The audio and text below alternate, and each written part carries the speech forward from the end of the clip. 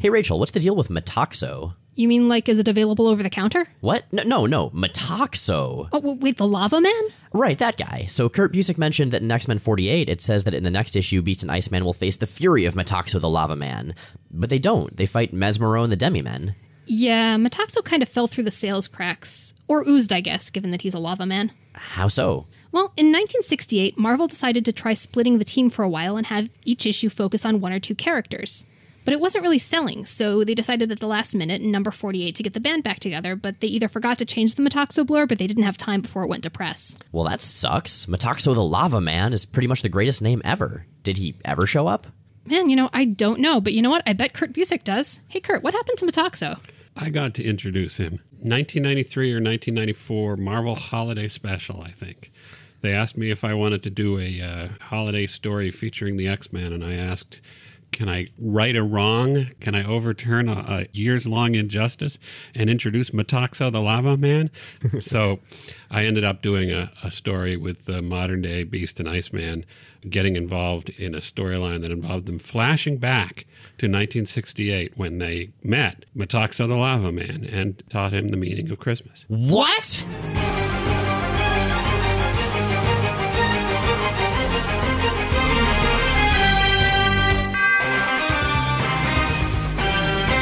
I'm Rachel Edidin. And I'm Miles Stokes. And we are here to explain the X-Men. Because it's about time someone did. Welcome to the 21st episode of Rachel and Miles Explain the X-Men, where we walk you through the ins, outs, and retcons of our favorite superhero soap opera. So when we were first talking about doing this podcast, back in fall of 2013, we had one goal. That was to get one specific person onto the show and to have them explain one specific thing. And this is the episode where we're actually doing it. So after this, we just don't have to record the podcast anymore. We're done, right? We've accomplished our goals. Yeah, it becomes optional from this point on. We have here with us one of our favorite writers, Kurt Busiek. You know him from Marvel's and just about every Marvel ongoing series, oddly except for X-Men. Ton of DC, Astro City, Conan. I know I'm forgetting things because you have written all of the comics. I tried to. But I want to talk to you about an X-Men thing because it is my understanding that the Phoenix retcon is your fault. Sort of. So before we dive into that, we should give the listeners a little bit of a backstory in case they're not familiar with the Marvel landscape at the time of this monumental rewrite. Okay, Jean Grey died for the first time in X-Men 101. She was landing a space shuttle, and the radiation shielding on most of it had gone out. Crash landed in Jamaica Bay. She died, but then resurfaced as Phoenix. For a while, she was in the X-Men as Phoenix, this sort of entity that became clearer and clearer. She had this immense amount of cosmic power. Ultimately, she ended up getting manipulated using some strange flashbacks to hundreds of years ago and brainwashing into getting darker and darker and becoming Dark Phoenix. At which point she committed genocide.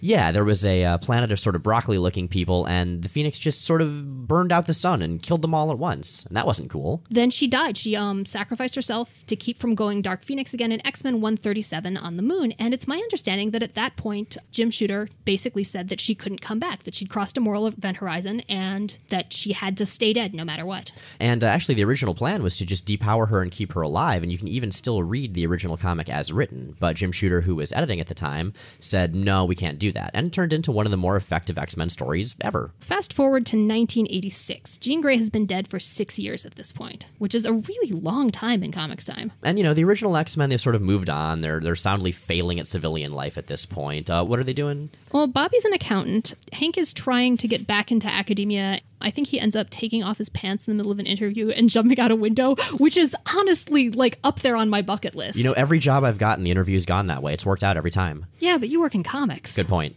Warren is swooping. That's pretty much his thing. I think he's basically just being rich and hanging out with Candy Southern. And Scott is in Alaska, and he is married to Madeline Pryor, who he at this point doesn't know is a clone of Jean Grey. Oh, we're going to get to that. It's going to cover like 40 episodes, but we're not there yet. So at this point, Marvel wanted to launch another book called X Factor, which was going to be the original 5 X-Men. The only catch is there were only 4 original X-Men still alive. So Jean had to come back, and how were we going to do this? So Kurt, I think this is where you come in. Actually, I come in back in 1980, before Jean died. Back then, I wasn't a professional comics writer yet. I was a college student. I spent some time hanging around with Richard Howell and Carol Kalish. Richard went on to become a comic book writer and artist. Carol went on to become the vice president of direct sales at Marvel. But at the time, They were living in Cambridge and working for a distribution company, I believe. We heard through the grapevine. They were friends with Peter Sanderson. Peter Sanderson was friends with pretty much most of the people at Marvel.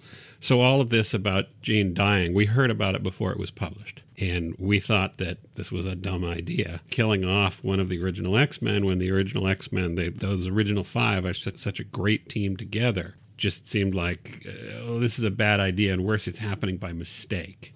It's happening because John Byrne drew in Jean killing off the Debari, that's the broccoli people, that wasn't in the plot. It got published because whoever was reading out the book hadn't noticed it. It was all built on this succession of unintended consequences. Wait, so that whole plot point was just because of a miscommunication between Byrne and Claremont? Yeah. They were co-plotting the book at the time, and I don't remember whether the original plot said she blows up a sun or devours a sun.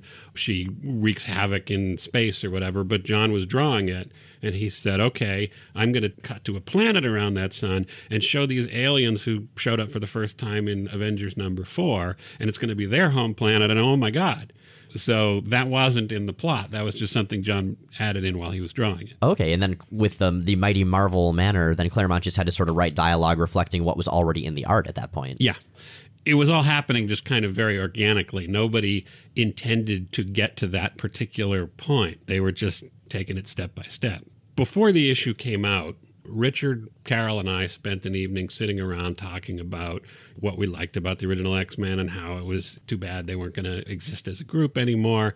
And for fun, we came up with ways, how could you bring her back? We hadn't seen her die yet, but we just came up with ideas on how you could bring her back.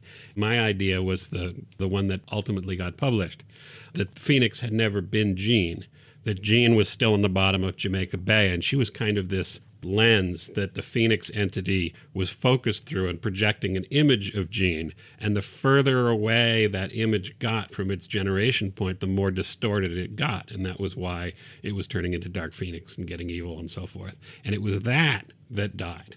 I should add here, we heard about Jim Shooter's rule.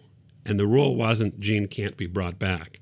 The rule was Jean can't be brought back unless she's brought back in a way that makes her innocent of genocide. And that was like throwing down a glove. It was like, oh, I can do that. I can figure out a way around that. That was just an idea that we had come up with just for the fun of it. The fanish pleasure of talking about the characters. I was not thinking the idea would ever be used. Flash forward from 1980 to 1982, I sold my first comic scripts, and I was writing Power Man and Iron Fist.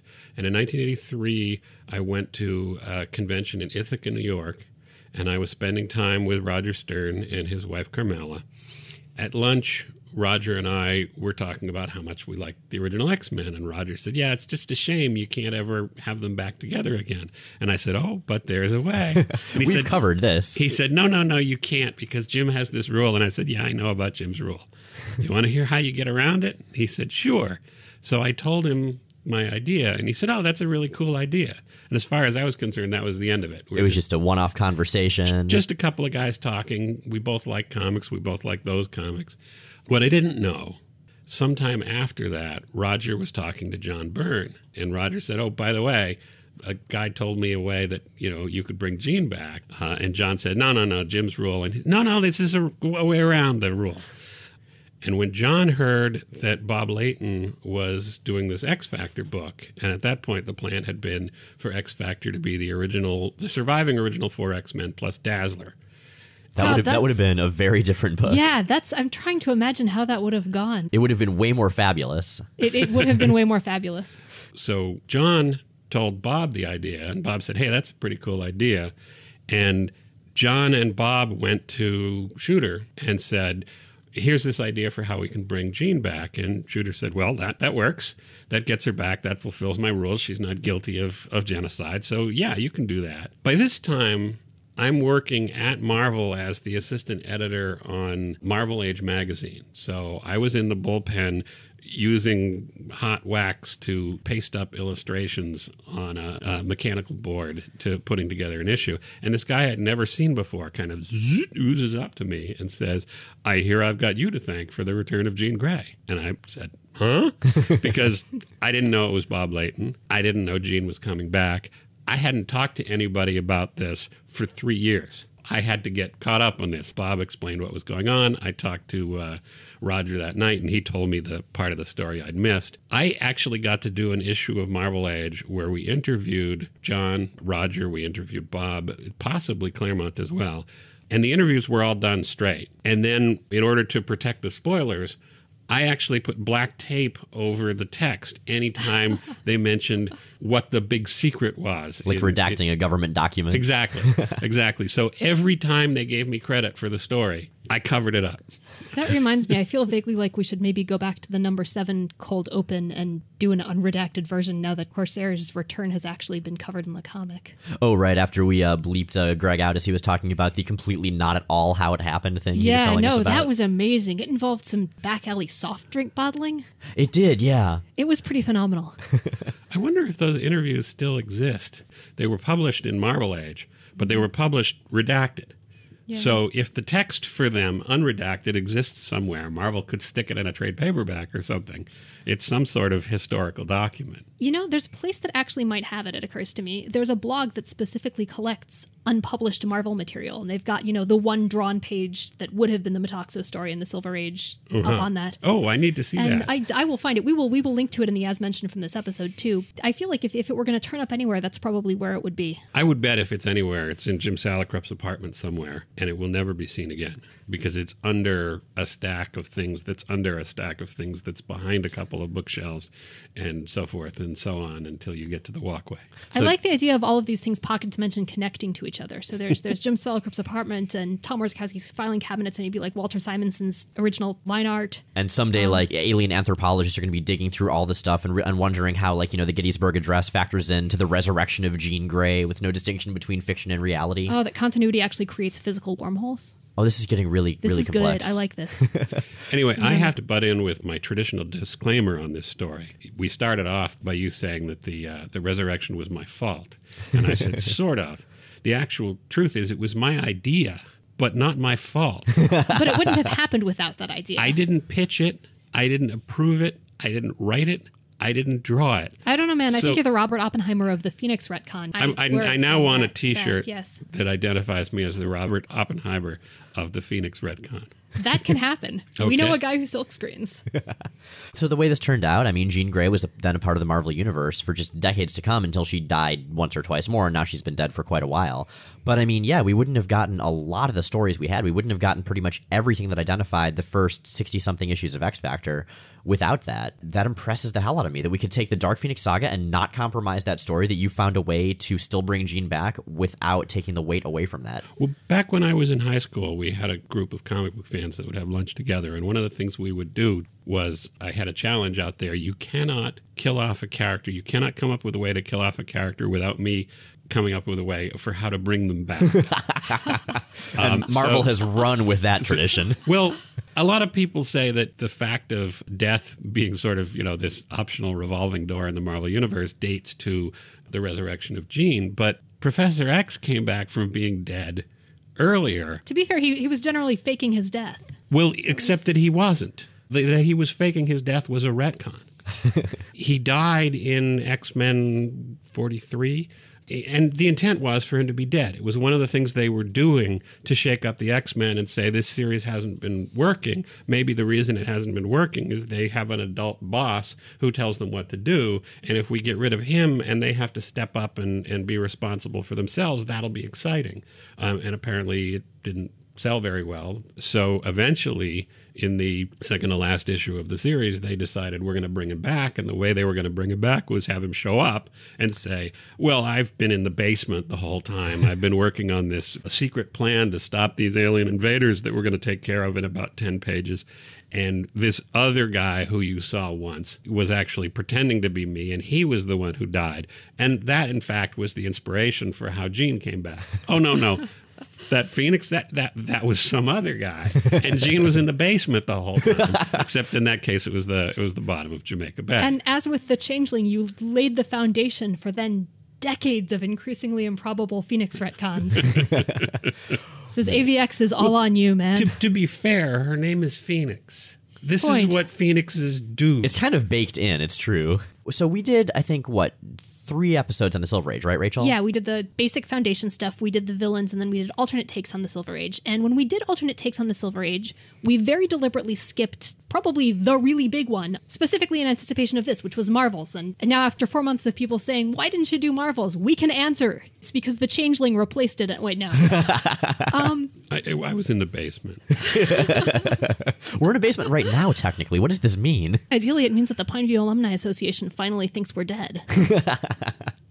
But yeah, so I mean, you obviously have a huge love for the Silver Age, having done Marvels, and also like you and Rachel. I know Rachel, you mentioned that you guys have been talking on Twitter for a long time about Silver Age stuff. Before the podcast started, I think at some point complaining about the Silver Age, and you broke in and were like, no, the Silver Age is great. And I started with Age of Apocalypse, but then immediately went back from the start of Claremont. So for me, the Silver Age was felt like backpedaling, felt like going back and reading something that seems so much older and wasn't foundational for me. It was ancient history that got swept away when the new stuff started, but the new stuff was its own foundation to you. And you started explaining about when you'd started reading it and the stuff that had grabbed you and all of these things. And there was all this stuff that I just never noticed, and it blew my mind. And I went back and reread a bunch of it and liked it a lot more that time. And so Miles, unfortunately, does not use social media and so has missed this formative experience. So we're hoping we can catch him up.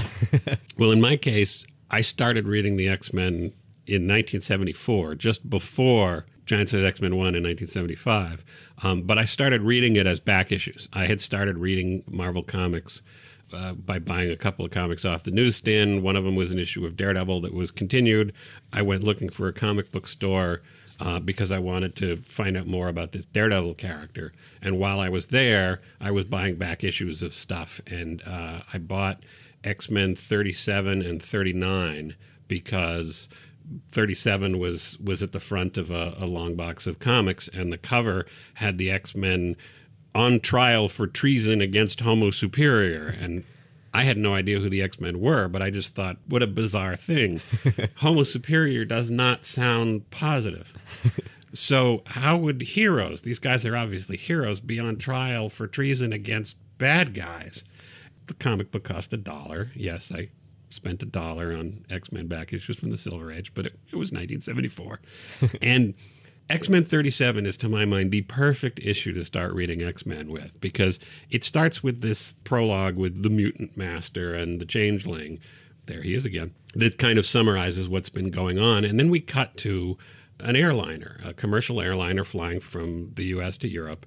And there's a bunch of kids kind of bantering, and the airplane is attacked by UFOs. These glowing discs come out of nowhere, and they're firing zap rays. As happens. And these 5 kids, they get up from their seats, they go out past the panicking passengers, kind of brush off the stewardess, open the door to the airplane, and jump out. There has been no indication that they're superheroes. They're just, hey, we're a bunch of sort of college-age looking kids, and we just jumped out of an airplane. And that's when one of the kids rips the jacket off the back of another kid, and he spreads wings. And one of the fallen kids lifts up his sunglasses and fires a blast beam at the UFO and making it blow up. And the girl and the youngest boy there are falling hand in hand, which made me think that Marvel Girl and Iceman must be a couple. And when they get low enough, Jean starts using her telekinesis to slow their fall. And when they're low enough still, Bobby starts making an ice slide to catch the others and get them safely to the ground.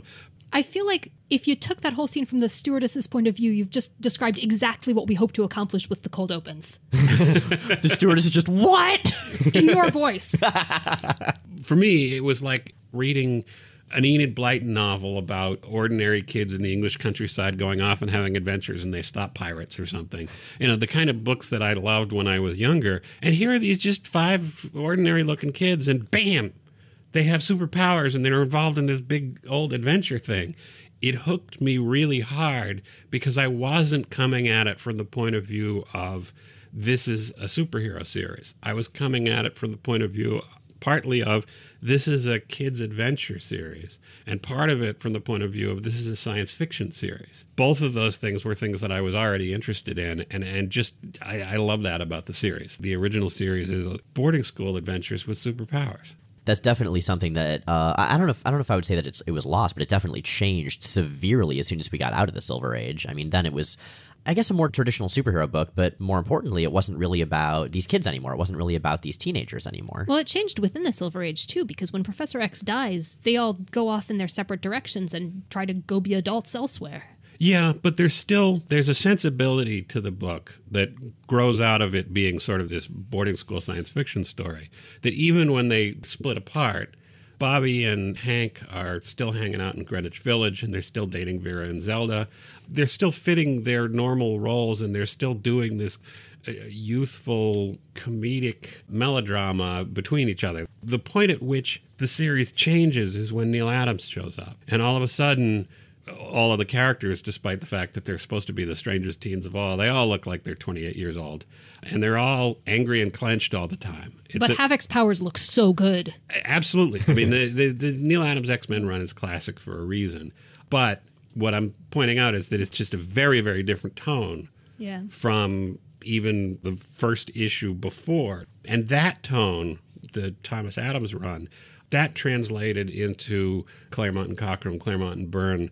They're building with new characters, admittedly, but they're building on that kind of feeling. And the stuff beforehand with Don Heck and Werner Roth and Arnold Drake going back to Lee and Kirby, that tone just sort of gets swept to the wayside. Now, I remember when we were talking before, you mentioned we've always considered the Silver Age of X-Men to have ended essentially immediately before Giant Size X-Men #1. And you mentioned that you considered it to be that gap right there, like going from, the old YA stuff to sort of the new, more traditional superhero stuff. Well, that's a matter of, I'm trying not to say the word nomenclature. Semantics. Very good. I'm an editor. I mean, if you ask me what's the Silver Age run of X-Men, then I'd say, well, it's the first run. It's 1 through 66. Mm-hmm. But if you ask me when does X-Men change in tone, X-Men 57, 58, when Neil Adams comes in, the series becomes something else. Despite the fact that they flounder all over the place looking for a way to sell the book, all of those experiments still have a very familiar tone, that it still feels like X-Men. And then Neil's very first page, bam, it's something else. And that something else feels like it has more to do with what comes next. I wonder how much of that is the age difference, because I've always thought of the Claremont run as really sort of character-focused and character interaction-driven, even with the big cosmic stuff. But it occurs to me now thinking of it that it's really a very different kind of character-focused. It goes from being teenagers to adults, and that's a huge tonal shift, and it's a huge narrative shift. Yeah, even with characters like Kitty Pryde or Colossus, who himself is very young, they're dealing with some sort of adult stuff just by virtue of being members of this overall adult team. Well, and with Kitty, she's a kid among adults for her first many, many issues. It's X-Men has a context. This youthful stuff is kind of off to the side. In the original run of X-Men, that is the context. The fact that there's this very youthful stuff, that they're going off and hanging out in a Greenwich Village coffee bar, or they're having birthday parties, or they're going out for skating parties. The substance of the series that happens in between the adventures is this white bread Westchester County boarding school character drama stuff, as opposed to apocalyptic thriller character stuff, which is what we got later. I guess along those lines, we've talked a lot about how the characters themselves changed in their portrayal and sort of what they were up to. The central metaphor, sort of what mutants were, what mutants represented, and how they were portrayed, changes a lot over time as well. It's baked into the concept right from the beginning that the X-Men is a book about prejudice. The initial concept of the X-Men is there are bad guys out there. There are evil mutants. And if they go unopposed, the public is going to think, oh, mutants are like that. Mutants are evil. Let's round them up and wipe them out. So for their own protection, mutants who aren't out to enslave the world need to step up and say, hi there, we're mutants. We're good guys. We're going to prove we're good guys by knocking down that guy in the bucket helmet over there and saving you all from him. This goes back to even before X-Men, the pulp science fiction roots of the material in Slan and Wilmar Shiraz's Children of the Atom and Henry Kuttner's Mutant, where they're all about this struggle between the good faction and the evil faction of the next step in human evolution. This is specifically the bald telepathic next step of human evolution, right? Well, particularly in Henry Kuttner's, his mutant stories were called Baldy stories because the next step of human evolution was bald and telepathic, and it's pretty clear that that's where Professor Xavier came from. Oh, man, a race of Charles Xaviers. I don't know if the world could survive that. Maybe there's just one going at a time because they just all take turns faking their own deaths. But anyway, so we've got this idea of mutants as a symbol of prejudice. What Lee and Kirby were building on through the pulp science fiction that they were inspired by was experiences that a lot of liberal Jews had growing up in the United States. Magneto and the Evil Mutants is kind of a metaphor for the protocols of the Elders of Zion. And there's also a lot going on there with socialism and red under the bed. You know, your daughter could be dating one and you wouldn't even know. And I feel like maybe at this point it occurs to me that this is something that's at least very much within our frame of reference. And I don't know to what extent it's going to be for listeners, just of sort of the relationship between working class Judaism and socialism and labor organizing in that 40s, 50s, 60s. You see Superman early on coming very, very much out of that tradition too. Yeah, and for any listeners who have somehow not managed to read The Amazing Adventures of Cavalier and Clay yet, that deals very directly with it. It's really worth it. That's a great window onto that. Right. So the X-Men are coming out of that tradition, and what I don't know that Stan and Jack knew they were doing was they were building this metaphor for prejudice stories pretty quickly. Later on it turned into a metaphor for the African-American struggle. And then later on we had the legacy virus, and it was a metaphor for the gay rights struggle. And any sort of outsider group you want to project onto the X-Men, you can. But back then, the original idea was these guys are mutants, and they're stepping up and saying they're mutants so that they're a public symbol of resistance to the evil half. And what this has turned into over the years is a costumed group of violent, superpowered people who fight other costumed, violent, superpowered people. It's almost as if everybody out there is scared of Muslims because of Muslim extremists. So we're going to gather together well-meaning Muslims, and we're going to put them in a secret school, and we're going to train them to be super warriors. And then you're only going to see them when they go fight other Muslims and do millions of dollars in property damage. That'll make everybody not scared anymore. It's one of those things where, yes, we're totally helping people, but it's really not the best way to do it PR-wise. Back in 1963, when the X-Men started, that was perhaps the best shot that they had, or because they were pulling it from science fiction roots, the science fiction stories were happening in future worlds where you could overturn the social order and build things out of the wreckage. But these days, I look at the X-Men and go, why are they not on Twitter? They were for a while. Why don't they have their own YouTube channel? One of my ideas when I was thinking, what would I do if I wrote X-Men, was I wanted Scott Summers to go to Warren Worthington and say, hey, Warren, you have all the money. We're buying a cable channel, and we're going to call it XTV.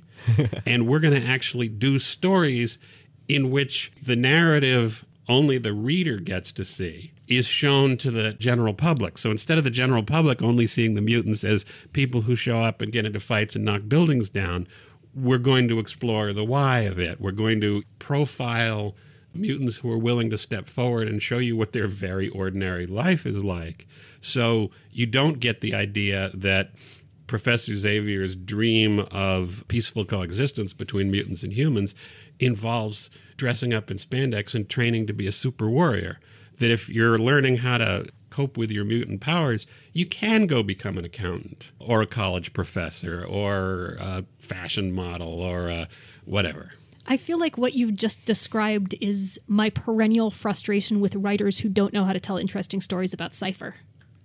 Oh, about Doug Ramsey? Yeah, who has literally the most useful power. He can speak, he can communicate and understand any language. That's phenomenal. That should be so useful, and it should be so interesting. And instead people are like, well, have him merge with Warlock and have power armor because punching. Yes, because if the stories are about punching, then the ability to understand what the other guy says while he's swinging a sword at your head is not as useful as the ability to punch him back.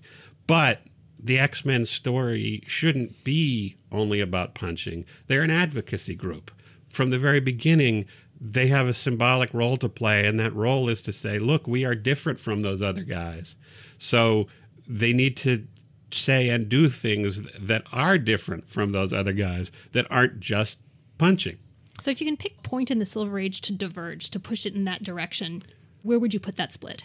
Oddly enough, it's X-Men 48 with the next issue blurb about Moxo the Lava Man, and here we are tied into. And then so you'd bring in Moxo, and he would broker world peace. No, I go back to the beginning of that with one of the oddest transitions in X-Men history. When the X-Men split up and they go their separate ways, Hank and Bobby go on doing the same sort of thing they were doing before, and Warren never got a solo issue. You know, the only issue he got was labeled the High Flying Angel, but in fact it was part of an Avengers crossover and the rest of the team was all there anyway. But Scott and Jean set up these new occupations for themselves. Apparently, if you want to be a top fashion model, all you have to do is ask. Because or be drawn by the right artist. Because Jean, with no experience whatsoever, on the first page is modeling bikinis. She's not merely modeling bikinis. The director hired 4 models for this shoot, and the only one he's shooting is Jean. Well, was she living with Millie the model at this point? Could there have been like nepotism and cross referrals going on? It's possible. Maybe she met Millie back at Metro University when she was hanging out with the Cobalt Man. But Scott has gotten himself a job as a radio commentator, because that's another kind of job you can get with no experience. Bobby, can you speak to this? Okay. Thumbs up. Can't see whether thumbs up. So he's recorded the first in a series of reports from inside City Hall, where he's holding the mayor's feet to the fire on campaign promises the mayor has not lived up to. Aside from the fact that this is not really the sort of career you set up for yourself between issues, it's very, very Scott Summers. He's serious. He's focused on something important. Even though the radio station also plays pop music, he makes a dismissive remark about the chocolate-covered ash can. God, I love the band names from that era, the made-up ones. We should do a roundup of those this week. You'll have to check old Teen Titans issues, too. But at one point, I wanted to write this X-Men series that filled in the gap between 66 and Giant Size X-Men #1. I pitched it a couple of years before John pitched The Hidden Years. I called it The Secret Years. And I am sure I was not the first to pitch it. John was the first to get somebody to say yes. But what I would have revealed if I'd been doing that was Scott never stopped being a radio commentator. From that point on, it was always what he was doing in the background, because the series never actually says he stopped. So he could have become the Rachel Maddow of the mutant universe. He could be the liberal conscience of that world, ferreting out the truth and exposing the truth, and much more importantly for their issues, communicating with ordinary human beings in a way that doesn't involve dressing up in spandex and knocking down buildings. So that would have given him the perfect foundation to then start up a YouTube channel or a cable station that's all about mutants and so forth. If you'd told me at the beginning of this episode that I would leave it resenting X-Men The Hidden Years even more than I already did, I would not have believed you, and yet. Yeah, man, Cyclops, I would read the hell out of that series. I think one of the things I love about that scene, I mean, Cyclops is a radio commentator for 4 panels, but it's the only thing in the Silver Age, and mostly for years beyond, it's virtually the only thing he does that involves having a private life. Yeah, I think the next time is probably when he's sailing around with Lee Forrester, and they can't sail for more than a few issues before they crash into Magneto's island. Right. Well, first they run into Despair, and then they sail for like 3 pages and crash into Magneto's island. But I'm fascinated by any time we get a hook into what these people are like when they're not doing the superhero thing. When I did Thunderbolts, the thing that immediately grabbed me was I went back to the origins of the characters and went, oh, the Beetle wants respect. That's his driving force. Pretending to be a superhero is going to get him respect. That's going to transform him. Oh, Goliath, Eric Yost and Power Man, all he ever does is follow somebody else's orders. So that gives me a hook to build his character on. You go back to when Quicksilver and the Scarlet Witch joined the Avengers, we get the confession that the Scarlet Witch has always wanted to be an actress. Now, it seems that any Stan Lee female character has secret desires to be either an actress or a fashion model. Well, those are the 2 lady jobs. Right. That doesn't really go much of anywhere. But Quicksilver always wanted to be in the circus. What an ambition. Don't you want to see that? Yes, I do. And even with this horrible constipated martinet Quicksilver that he became, Don't you want to see him take his daughter to the circus? Don't you want to see him perform and see him find that childhood joy again? Because there's a hook for it. I also really want to see all new X Factor change tone somewhat from the corporate superhero team to the circus team. That would be so cool. How great would that be? I mean, look at the current lineup. They could do that. They really could. They could. I feel like the era of the backup story is long since over, and I miss them. Just, a few pages at the end of every issue that's a separate story. And I'd love to see just the private lives of the X-Men. That's actually another one of the things that I came up with when I wished I could write X-Men was I wanted to take X-Men and Uncanny X-Men and put it all, basically in the same book. So that instead of having this bi-weekly 2 different series, you've got one double-sized issue coming out a month. And you'd have the lead, apocalyptic thriller stuff going on. But in the back, you'd have a couple of stories of what they're doing when they're not doing that. Here's a story about Bobby Drake, accountant, meeting a girl. I guess these days, maybe not a girl. Here's Banshee recovering from his latest, wounds off at Cassidy Keep somewhere. With the leprechauns. And dealing with a story that doesn't have to be about the end of the world and doesn't have to be about destroying things. It's about coping with the existence of being a mutant so that you'd have the ability to do the big action thriller stuff, but you'd also have the room to do the character exploration stuff that doesn't immediately have to run aground on Magneto's Island and turn into a thriller. Okay, so I've got a pitch for this because I feel like if you did that Silver Age split-off series, if you did X-Men The Secret Years, then there's a built-in really good setting for the X-Men just being people as a backup story. It's got its own supporting cast, it's got functional things, and that's the coffee shop. You're talking about the Coffee A Go-Go. I am talking about the Coffee A Go-Go. I never really focused much on the Silver Age myself, but that is what has always stuck with me all these years. Like more than the fights they had, more than the costume changes, is that place, is that scene where everyone becomes obsessed with Beast's feet when he takes off his shoes, and this small cult forms around it. It's bizarre. I would like to posit that Bernard the Poet is the Peter Corbeau of the Silver Age. I think that's a really good parallel, actually. The Coffee A Go-Go, the X-Men just keep showing up here. Specifically, I know Bobby and Hank do a whole bunch. Well, when we first introduced to the Coffee A Go-Go, it's Bobby and Hank's place. It's a place they know because Bobby likes the waitress there. And the waitress is Zelda, and she keeps coming. Zelda is my favorite X-Men character. Zelda is great. Zelda is a wisecracking waitress in the Jean Arthur school. The few times I've gotten to write dialogue, maybe it's just once, between her and Bobby, it's fantastically fun because Bobby's a goof and Zelda's a cynic. So she says these barbed things to him and he just brushes them off because she's cute. She likes the fact that he's so upbeat. He finds her funny because she's smart.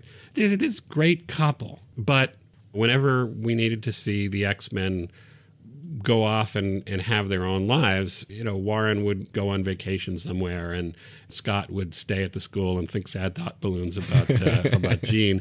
And Bobby and Hank would go to the Coffee A Go-Go and banter with Zelda, or later they'd involve Vera, who was Hank's girlfriend. So those two were the characters that gave you this is the private life aspect of the X-Men, and that private life aspect would be they go to the Coffee A Go-Go. We even got just this absolutely wonderful set piece in issue 32 or so. And it's a 2-part Juggernaut story, but it starts off with, everybody's at the Coffee A Go-Go and they're celebrating Bobby's birthday and Bernard the Poet reads a poem and they're attacked by motorcycle thugs because what the hell, we've got to get some action in here. This is around the time where Scott goes off to be broody and Byronic, and Jean follows him to confront him and make him speak up about his feelings. And it's the beginning, therefore, of the Scott-Jean relationship. Warren goes off to a place next door and finds Candy Southern and introduces her into the book. So it's just this, within the space of 2 issues, everything gets moving in terms of the X-Men's formerly static private life stuff. And it all happens at the Coffee A Go-Go. Well, and Bernard the Poet falls from grace. Bernard the Poet sells out. Bernard the Poet reads a poem that he has written for the occasion, and he abandons blank verse. And his poem, I know it by heart, is, "A birthday's like a comely lass, from shadowed night she doth appear. Yet all the while, you know, alas, you'll only see her once a year. Oh, Bernard, I never learned to snap, but I totally would right now, sell out or not. There you go. Thanks, Rachel. I did not look this up, by the way. We can verify that. That was from memory. I've known this since about 1975. I think the only thing I can do that with is all the poems from The Dark is Rising. Yeah, likewise. I can only do it with the main one, actually. You can do the weird one from The Grey King. On the day of the dead, when the year 2 dies, must the youngest open the oldest hills through the door of the birds when the breeze breaks, and it just goes on from there. And I can just do when the dark comes rising, 6 shall turn it back, 3 from the circle, 3 from the trap. Wood, bronze, iron, water, fire, stone, 5 shall return, and 1 go alone. Iron for the birthday, bronze carried long, wood from the burning, stone out of song, fire from the candle ring, water from the thaw, 6 signs the circle and the grail gone before. Anyway. All right, Trust, I can do this. That's going to be our spin-off podcast, Rachel and Miles Explain The Dark is Rising. It's going to be way shorter. I have exactly 2 party tricks. That is one of them, and the other one is the entire Grey Summers family tree in under a minute, which I am not going to do now. So as far as the Silver Age, I mean, I got to say, since we've been talking about this, I'm a hell of a lot more sold on it. But for listeners, because we've mostly focused in the show, like we've said, on the Bronze Age, I guess what's the sort of the elevator pitch for why the Silver Age is awesome? Coffee a go-go. Right there, just right there. There's a reason that X-Men was not one of Marvel's better sellers during the Silver Age, and why they kept floundering around trying to find a way to make it sell.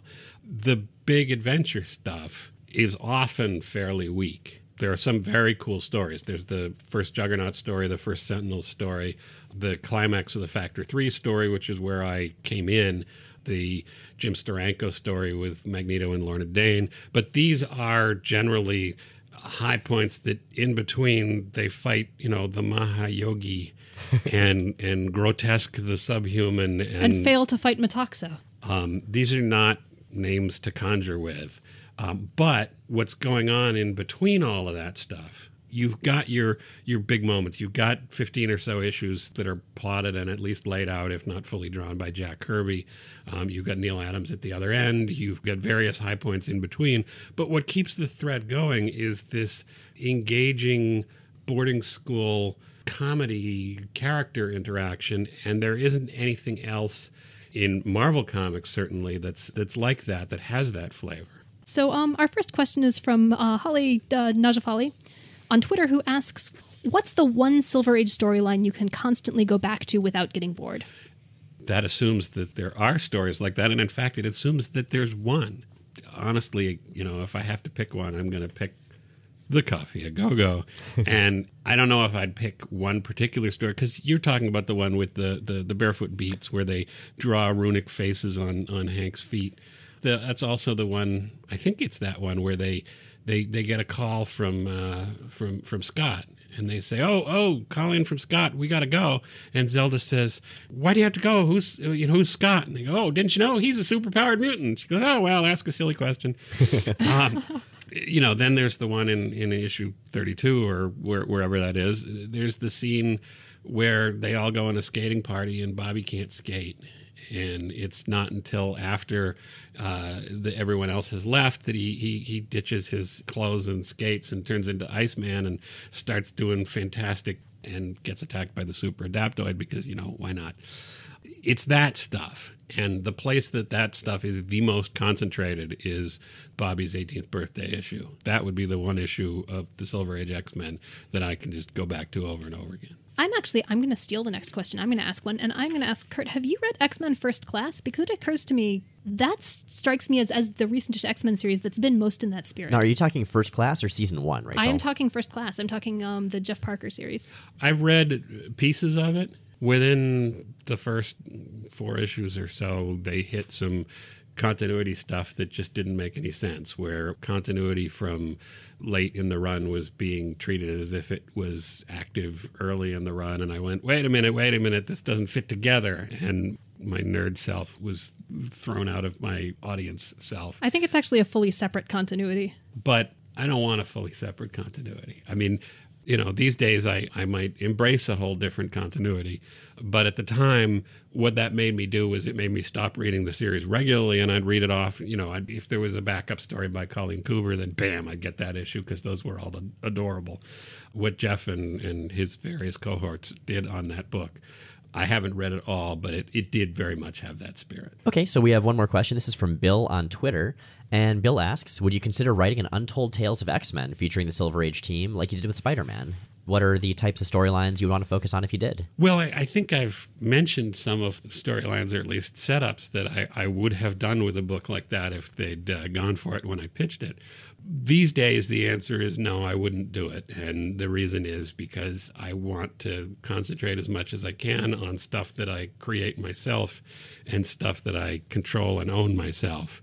If I wanted to do something with the spirit of the original X-Men, I would try to create something new that had that spirit so that I wasn't petitioning Marvel to let me use this cool stuff from their history that they don't seem to have any real interest in.